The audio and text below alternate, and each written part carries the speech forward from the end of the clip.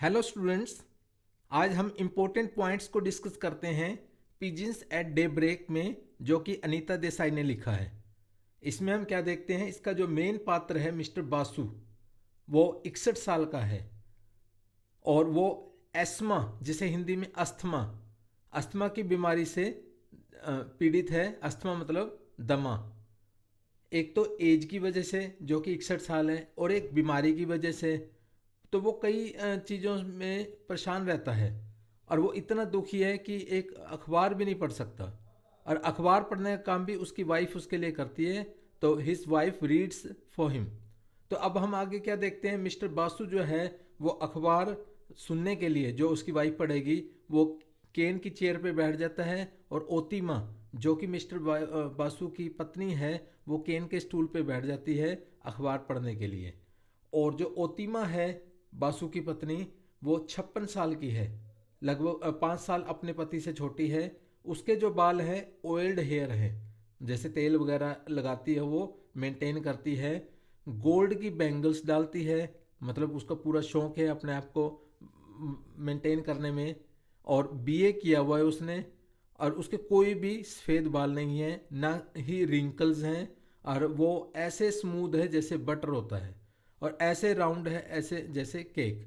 मतलब वो हर लिहाज से ठीक है, स्वस्थ है, शौक है उसके पूरे, और वो अपने पति की भी खूब सेवा करती है। तो इस प्रकार की लेडी है ओतिमा। तो आगे अब देखते हैं, जैसे वो अखबार पढ़ती है अपने पति के लिए, तो वो दोनों कमेंट भी करते हैं और अखबार वो पढ़ती चली जाती है। तो अखबार में कौन कौन सी खबरें पढ़ती हैं वो हम देखते हैं। सबसे पहली जो खबर वो पढ़ती है वो है राइस स्मगलर्स काट। तो जैसे वो खबरें पढ़ते हैं, भी चावल की स्मगलिंग करने वाले पकड़े गए हमारे देश में, जब इतना चावल होता है और फिर स्मगलिंग क्यों करते हैं।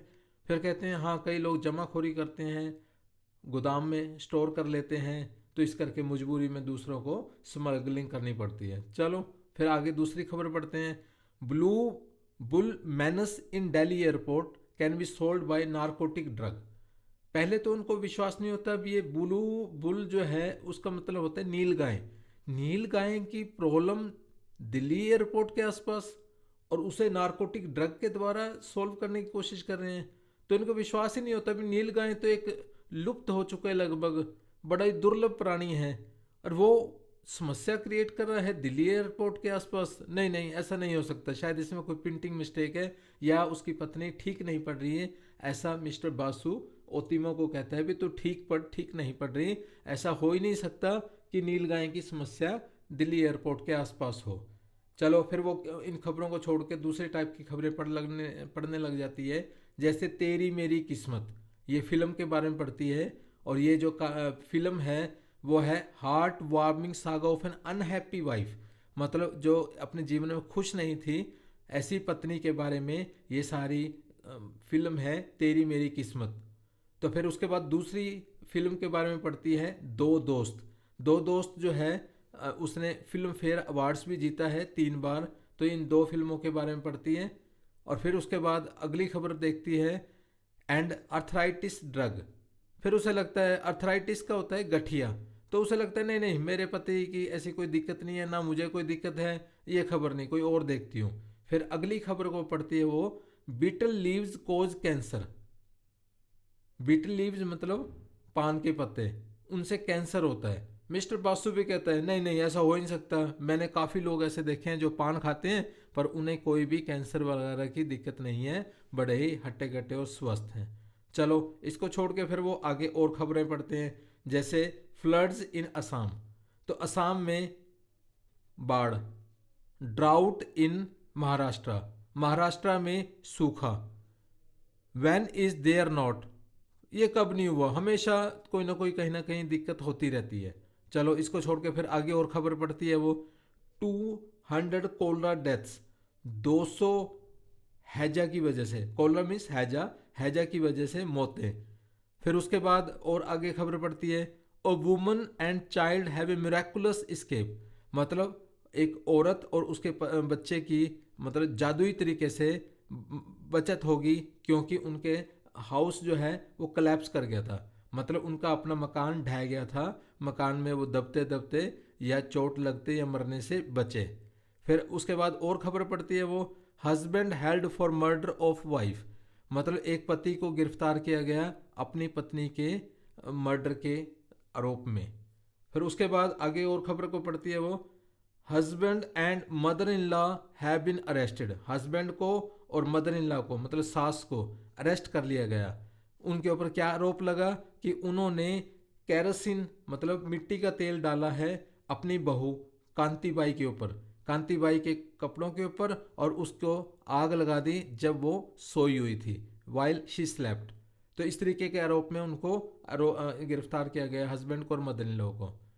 आगे देखते हैं हम, तो इसमें except for stories of grotesque births, तो वो फिर देखते हैं भी इस तरीके के ना मतलब अखबार में अटपटी सी खबरें हैं। तो उसमें एक तो ग्रोटेस्क बर्थ्स मतलब अजीबोगरीब से, मान लो कोई जैसे लाइक 2 हेडेड चिल्ड्रन मतलब बच्चा पैदा हुआ जिसके 2 सिर थे, या कोई बछड़ा जिसके 5 टांगे थे। तो इस तरीके से अजीबोगरीब सी कहानियाँ अखबारों में लिखी होती हैं। या फिर उसके आगे फिर देखता है मिस्टर बारसू भाई ये खबरें जो है ना मज़ेदार नहीं है। वो सोचता है ना, वो एक्चुअली उन्होंने अपने घर में ना पिंजरे में पैरट थे उनके पास, और वो पैरट को चिल्ली देने लग जाता है। भाई ये सारी खबरें तो बेकार सी हैं, मज़ा नहीं आ रहा। और उसकी वाइफ जो थी ओतिमा, वो खबरें पढ़ती जा रही थी, और to while listening to news, वो मिस्टर बासु जो है उधर पिंजरे में जो वो थे पैरट्स, उनको मिर्च भी दे रहा था और ख़बरों को भी सुन रहा था। तो फिर आगे ओतिमा जैसे खबर पढ़ रही थी तो खबर आई आगे, electricity will be switched off as urgent repairs, मतलब बिजली नहीं होगी क्योंकि उन्होंने अर्जेंट रिपेयर्स करनी है पावर लाइंस पे, वो की मस्ट वो उनके लिए ज़रूरी था। और किस एरिया में, दरियागंज और कश्मीरी गेट एरिया में। एक्चुअली वो रहते भी इसी एरिया में थे, दरियागंज के एरिया में। तो यहाँ पर लाइट नहीं रहेगी, लाइट चली जाएगी। कब से कब, 8 PM से लेके 6 AM तक, मतलब रात के 8 बजे से लेके सुबह 6 बजे तक लाइट नहीं होगी। और ये कब, 21 मई को, 21 ऑफ मई। वो 21 मई को ही अखबार पढ़ रहे थे, 21 मई का दिन था। उन्होंने देखा भी आज रात 8 बजे से लेकर सुबह 6 बजे तक लाइट नहीं होगी। तो वो तो परेशान हो जाते हैं सुन के, भैया ये कैसे रात गुजरेगी, क्योंकि मई का महीना जो होता है ना काफ़ी गर्म होता है, और उन्हें लगता है भी अब कैसे हम रात गुजारेंगे, यहाँ तो सफिकेशन बहुत ज़्यादा है। क्योंकि आपको पता है दिल्ली में दरियागंज वगैरह के एरिया में बिना लाइट के रात गुजारना बड़ी मुश्किल हो जाता है, ख़ास तौर के उस व्यक्ति के लिए जिसे प्रॉब्लम है। तो अब ये जो मिस्टर बासु है उसे दमे की प्रॉब्लम थी, अस्थमा की। तो अब उसे बार बार इनहेलर, क्योंकि आपको मालूम होगा कि दमे की जो जिसे समस्या है ना, वो इनहेलर रखते हैं अपने पास, तो उसी से उनका सहारा होता है वही। और कोर्टिजोन दवाई है जो उनको साथ उसमें लेनी होती है, और उससे उनको राहत मिलती है जब उनका सांस फूलने लगता है। और ये जो मिस्टर बासु और ओतिमा जो हैं वो उनका जो मेन डिश है वो फ़िश झोल की जिक्र किया गया है। भाई वो उनके खाने में फ़िश ज़्यादा खाते हैं, वो फ़िश राइस और या फिर फ़िश झोल। ठीक है जी, तो आगे चलते हैं। तो अब उनका एक अपना बेटा है जो कि भिलाई में रहता है, और भिलाई में रहता है तो वहाँ से लेटर आया है। और लेटर वो ओतिमा वो भी अपने मतलब पति को मतलब बासु के लिए पढ़ती है, और पता लगता है कि बॉय की रिपोर्ट में, मतलब उनके बेटे की रिपोर्ट में जो कि भिलाई में काम करता है, कि उसका जो काम है वहाँ स्टील मिल्स में, मतलब उनका जो बेटा है वो स्टील मिल्स भिलाई में काम करता है, और वो अच्छे ढंग से कर रहा है, अच्छी रिपोर्ट है उसकी। अच्छा, उसके बाद हम बात करते हैं इनकी ये ब्रीदिंग प्रॉब्लम्स की वजह से, क्योंकि मिस्टर बासु को ब्रीदिंग प्रॉब्लम्स रहती थी। अब ब्रीदिंग क्यों, क्योंकि उसे अस्थमा था। तो फिर ओतिमा उसे कहती है ऐसा चिंता मत करो, जैसे आज रात लाइट नहीं रहेगी ना, क्योंकि जैसे हमने पढ़ा है 21 मई को रात को 8 बजे लाइट चली जाएगी और सुबह 6 बजे तक गुल रहेगी बत्ती। तो अब इसलिए वो कहती है भी अंदर तो गर्मी बहुत ज़्यादा होगी, नींद नहीं आएगी, और तुम्हें सांस की प्रॉब्लम है, तो इसलिए क्या करूँगी मैं, I will have your bed taken up on the terrace, मतलब ऊपर छत पे आज रात सो जाएंगे हम, और आपका जो बेड है हम ऊपर छत पे ले जाएंगे। तो ओतिमा अपने पति को कहती है, मिस्टर बासु को, और इसके लिए नेचुरली मिस्टर बासु जो है वो तो उठा नहीं सकते, क्योंकि वो तो खुद पीड़ित हैं, बूढ़े भी हैं। और वो कहती है भी चलो मैं ऐसे करूँ कि हमारा जो पड़ोसी है ना, बुल्लू, हमारा जो नेबर है बुल्लू, मैं बुल्लू को बुला लाऊंगी और वो हमारी मदद कर देगा, जो कि हमारे नेक्स्ट डोर मतलब आगे नज़दीक में रहता है। और फिर आप ऊपर छत पे सो सकते हो। You can sleep out in the open air tonight. तो आज रात वहाँ ऊपर सो जाना, कोई बात नहीं, ऐसे हमारी रात गुजर जाएगी, नीचे तो नींद नहीं आएगी। तो अब उसमें फिर आगे क्या देखते हैं, उसकी पत्नी और बुल्लू मतलब ओतीमा और उनका जो पड़ोसी है बुल्लू जो है, वो उसको ऊपर ले जाते हैं मिस्टर बासु को, क्योंकि वो बासु तो खुद चल नहीं सकते थे, बीमार थे, अस्थमा की दिक्कत थी। और उसको ऊपर मतलब जैसे कंधों से पकड़ के ले जाते हैं और उसको पूरा सहारा दे के अपने शोल्डर्स के ऊपर, फिर जैसे वो ऐसे उठा के ले जाते हैं जैसे कोई उसमें जान ही ना हो, लाइफलेस बैग की तरीके से, कंटेनिंग समथिंग, ऐसा बिल्कुल ध्यान से, क्योंकि बीमारी व्यक्ति को तो वैसे ही अपन ध्यान से ले जाते हैं, क्योंकि कहीं वो पहले ही परेशान होता है और कोई दिक्कत ना हो जाए। और कोई भी हम कीमती चीज़ होती है ना, जैसे उठा के ले जाते हैं तो वैल्यूएबल, मतलब मिस्टर बासु को वो बड़े ध्यान से केयर से ऊपर लेके जाते हैं, ताकि वहाँ उसको लेटा सके, उसे कोई तकलीफ ना हो। फिर हम आगे क्या देखते हैं, तो वहाँ पर यहाँ पर वहाँ पर ऊपर जाने के बाद मतलब जाने पे के दौरान मिस्टर बासु सोचता है कि जब हम जवान थे कई साल पहले, जब समर हुआ करती थी, तो यहाँ पर हम सोया करते थे लॉन्ग एगो, समर नाइट्स को लॉन्ग एगो वहाँ पर सोते थे ऊपर छत के ऊपर। तो वो वहाँ पर छत पे सोते थे उस टाइम, नॉट ओल्ड एज और वीक नीज, एक्चुअली ऊपर सोना इन्होंने छोड़ दिया। इसलिए नहीं छोड़ा था कि वो बूढ़े हो गए थे या उनके घुटने काम नहीं करते थे, वास्तव में उसलिए छोड़ा ऊपर सोना उन्होंने, क्योंकि उनकी लगातार लड़ाई चलती रहती थी।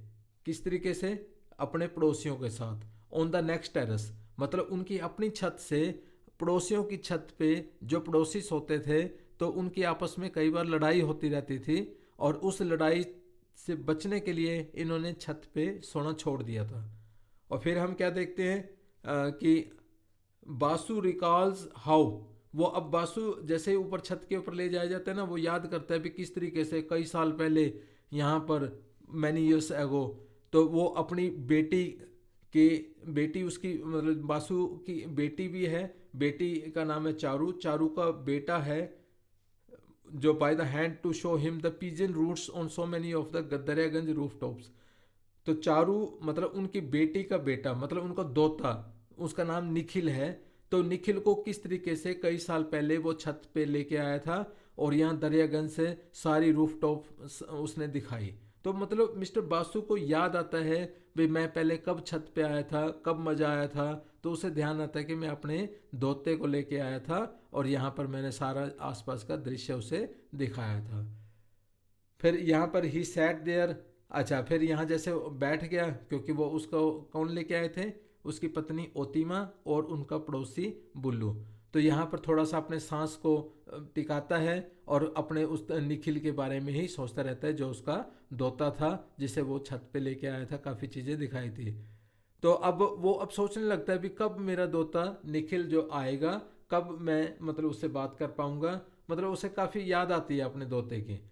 And what would he not give to have that child hold his thumb, क्योंकि पहले जब वो मिस्टर बासु अपने दोते निखिल को ऊपर छत पे लेके आया था, तो अपनी उंगली पकड़वा के लेके आया था, अभी आजा ऊपर तेरे को छत पे दिखाता हूँ।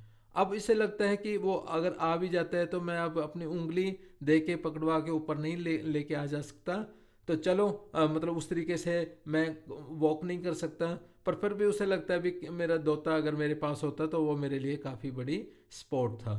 तो अब यहाँ जैसे 8 बजे लिखा था भाई लाइट चली जाएगी और सुबह 6 बजे तक, तो एट 8 o'clock जो है इलेक्ट्रिसिटी वाज स्विच्ड ऑफ, पूरे 8 बजे बिजली चली जाती है और वास्तव में इनकी अब समस्या स्टार्ट होती है। तो अब ये दे लाइंग बैक बासु सा द डोम ऑफ, अब मतलब अब सोचता है भी नीचे तो लाइट है नहीं, अब तो ऊपर ही लेटना है। तो यहाँ ऊपर जैसे ही लेटता है उसे अलग अलग विचार उसके माइंड में आते रहते हैं।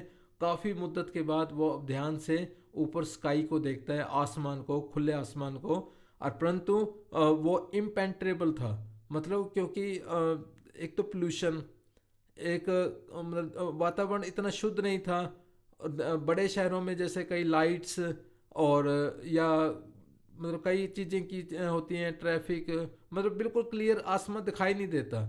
और यहाँ पर भी देखते हैं श्राउडेड विद समर डस्ट, कहते हैं कि सारा वो जो आसमां है वो डस्ट से घिरा हुआ था, मतलब आसमां क्लियर दिखाई नहीं दे रहा था मिस्टर बासु को। और उसे ऐसा लगता था ऊपर भी घुटन है, काफ़ी एयरलेस है, जैसे नीचे घुटन थी, जिस लालच करके वो ऊपर आया था कि मतलब ऊपर खुला होगा, घुटन नहीं होगी, मैं आराम से सो पाऊंगा। पर उसे लगता है कि ऊपर भी उतनी ही घुटन है जितनी नीचे थी, और वो बात नहीं बन पाएगी। चलो फिर उसके बाद आगे क्या होता है, nor could he find any ease, उसे किसी भी तरीके से कोई आराम नहीं महसूस हो रहा था, ईजी नहीं हो रहा था, किसी तरीके का उसे कंफर्ट नहीं महसूस हुआ छत के ऊपर आने के बावजूद भी। और एक तो सबसे बड़ी समस्या थी, नीचे तो बेड लगा हुआ था, ऊपर वो मंजा लेके आए थे, कॉट, स्ट्रिंग बेड। तो अब वो इसके लिए वो आदत छूट चुकी थी, क्योंकि ऊपर तो पूरा बेड भारी जो होता है उसे उठा के नहीं ले जा सकता था। और वो जो मंजा था वो हल्का था, पर उसमें वो ना रस्सियाँ सी थी, उसे मतलब अनकंफर्टेबल सा लग रहा था। और wooden pallet in their room, अंदर तो उनका पूरा लकड़ी का बना हुआ बेड था, और वो too heavy to carry up, वो इतना भारी था कि उसे उठा भी नहीं सकते थे। इवन बुल्लू जो हट्टा कट्टा था, उनका पड़ोसी जो मदद करने के लिए आया था, उसके भी बस की बात नहीं थी। अब यहाँ पर इसके अंदर उसे ऐसा लगा भी ये वॉबलिंग नेट सा है, मतलब जैसे झूलता सा रहता है, क्योंकि मंजा भी ना ढंग से कसा हुआ नहीं था उसकी रस्सियाँ। और उसे ऐसा लगता था कि जैसे ना मैं एक मरती हुई मछली जैसा हूँ, और जो तड़फ रहा है एयर के लिए, गास्पिंग फॉर एयर, मतलब सांस लेने के लिए तड़प रहा था। उसे लग रहा था भी मैं सांस ले पाऊँ किसी भी तरीके से, मतलब यहाँ तो ऐसा लगता है भी मैं फंस सा गया हूँ। फिर उसके बाद यहाँ पर उसे जैसे कहता है भी यहाँ कोई भी ज़्यादा ठंडक नहीं थी, no cooler than it had been indoors, अंदर वाली हालत ही ऊपर थी। और ये बार बार कंप्लेन करता है अपनी पत्नी को कि there was not the slightest breeze, ऊपर बिल्कुल भी हवा नहीं है। और यहाँ जो डस्ट थी, ऊपर डस्ट भी उसे काफ़ी महसूस लगती है सारे आसमां में, तो उसको दम घोट रही थी, स्टाइफलिंग थी उसके लिए। और वो बेचारी परेशान इसलिए हो जाती है कि बड़ी मुश्किल से तो मैं सारा कुछ ऊपर लेके आई हूँ, उसको पड़ोसी को बुला के आई थी, बुल्लू को। तो अब वो कहते मैं तो थक गई हूँ, tired of dragging around the pillows, क्योंकि इसके अलावा जैसे मंजा ऊपर लेके आए, मिस्टर बासु को ऊपर लेके आए, और फिर पिल्लोज और कई प्रकार के गोल पिल्लो भी लेके आए, ताकि उसको ना मदद मिल सके सीधा बैठने में, मतलब जिस तरीके से भी उसको कंफर्टेबल पोजीशन हो, ऐसी स्थिति को क्रिएट करने के लिए वो सारा सामान भी बेचारी ओतीमा लेके आती है अपने पति मिस्टर बासु के लिए ऊपर छत के ऊपर।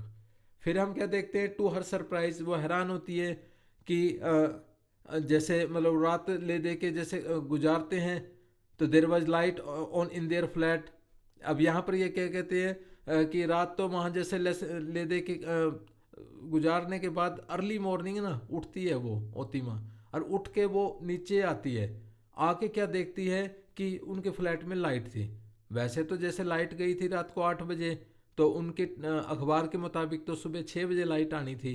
और वो सुबह 6 बजे से पहले जैसे नीचे गई, और नीचे क्या जाके देखती है कि नीचे लाइट थी, और वहाँ उनका पंखा भी चल रहा था।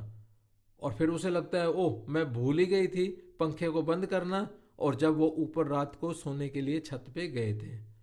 तो चलो फिर उसके बाद वो कहते हैं चलो अच्छी बात है लाइट आ गई, और एकदम ही वो फिर अपने पति को ऊपर जाके कहती है कि आओ टेरेस पे आ जाओ, मतलब टेरेस पे पहुंच के अपने पति को कहती है कि the electricity is on again, मतलब ये अर्ली मॉर्निंग का टाइम है, सुबह जल्दी का टाइम। और वो कहते हैं भी नीचे बिजली आ गई है और आप नीचे आ जाओ और मैं तुम्हारी मदद कर देती हूँ, come I will help you down, नीचे उतरने में मैं तुम्हारी मदद करती हूँ। और चलो रात को तो ढंग से नींद नहीं आई, तो यहाँ पर कुछ नींद तुम्हें आ जाएगी, क्योंकि तुम्हें आदत डली हुई है अपने ही बेड पे सोने की, और ऊपर जो वो मंजा ले गए थे तो उस पर वो कंफर्टेबल नहीं था, सारी रात कभी करवटें बदलता रहा, परेशान सा रहा। तो इसलिए वो कहते हैं भी नीचे आ जाओ और नीचे कर लेते हैं सेटिंग। तो अब वो कहता है जी नहीं अब नहीं आता, सारी रात हो गए, अब मेरे को बस यहीं अकेला छोड़ दो, लीव मी अलोन। और उसने मतलब आराम से उसने अपनी पत्नी को कहा भी अब तो सुबह हो गया, सुबह तो फिर भी थोड़ी ठंडक हो जाती है, रात को जो परेशानी थी अब मेरा मन नहीं है नीचे आके लेटने का, यहाँ अब क्या है, इट्स कूल नाउ। तो अब इट वाज मतलब बेटर, पहले से उसे लग रहा था। मॉर्निंग जो है जैसे सुबह होती है तो वहाँ पर थोड़ी सी हवा सी महसूस हुई, क्योंकि वहाँ जमुना नदी है बीनीथ द सिटी वॉल्स। वहाँ पर जमुना नदी की वजह से कुछ ठंडक, कुछ थोड़ी सी मध्यम सी हवा चलती है। अब द ओल्ड मैन मतलब मिस्टर बासु, वो वहीं पर फ्लैट अपने उस मंजे पे लेटा रहा, स्टिल, बिना हिले डुले, और ऊपर की नज़रें उसकी ऊपर आसमान की तरफ। एंड उसका जो माउथ था मिस्टर बासु का, वह खुला था, ऐसे खुला था जैसे हवा लेनी हो, मतलब जैसे वो सांस नहीं ले पा रहा था। कई बार हम नाक से सांस नहीं ले पाते ना, तो मुंह से सांस लेते हैं, तो इस तरीके से उसका मुंह खुला था। ऐसा लगता था कि वो सांस सारा लेना चाहता हो, और जितने भी अब या मध्यम हवा चल रही थी या ठंडी हवा चल रही थी, या उसे ऐसा लग रहा था भाई ये कूल और फ्रेश है वाटर जैसी। तो इस तरीके से उस पोजीशन पे वो छत पे मंजे पे लेटा हुआ है, और वो नीचे आने से अपनी बीवी को उसने मना कर दिया है। Then with a swirl and flutter of feathers, जैसे एकदम काफ़ी सारे पिजन्स, कबूतर उड़ते हैं तो पूरे फड़फड़ाहट की आवाज़ आती है, तो इसी तरीके से ही a flock of pigeons hurtled upwards and spread out against the dome of. तो ऐसा लगा, ऐसा हमें दिखता है, सुनाई देता है कि काफ़ी सारे कबूतर उड़ के आसमां की तरफ गए हैं। तो ओप्लेसेंट सनलिट लाइक स्मॉल पर्ल्स, जैसे छोटे मोती होते हैं वो सारे बिखर जाते हैं, उड़ जाते हैं। तो इस तरीके से ही हमें पता लगता है कि मिस्टर बासु के भी आखिरी सांस चली जाती है, मतलब उनकी डेथ हो जाती है वहीं पर मंजे पे ही, ऊपर छत पे ही, वहीं पर उनकी मौत हो जाती है। तो इस तरीके से इस कहानी का अंत होता है। Thank you.